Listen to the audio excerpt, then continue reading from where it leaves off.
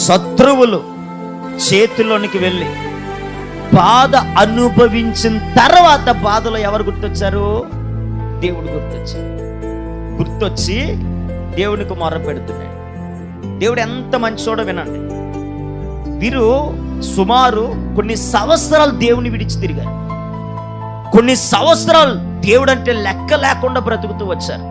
కానీ 2 మార్లు వారు కలిగిన హీనదశలోనికి వెళ్ళిపోయినప్పుడు, వారికి కలిగిన బాధను అనుభవించినప్పుడు దేవునికి వారు మొర పెట్టగా ఆ మొరను దేవుడు ఆలకించి ప్రవక్తతో దేవుడు మాట్లాడుతూ ఉన్నాడు. దేవుడు ఎంత మంచోడనంటే, కొన్ని సంవత్సరాలు దేవుణ్ణి విడిచి తిరిగిన ప్రజలు 2 సార్లు మొర పెడితేనే అన్ని సంవత్సరాలు విడిచిపెట్టి తిరిగిన రోజులన్నీ దేవుడు మర్చిపోయాడు. ఆ ప్రజల క్షేమాన్ని మరలా దేవుడు కోరుకుంటున్నాడు.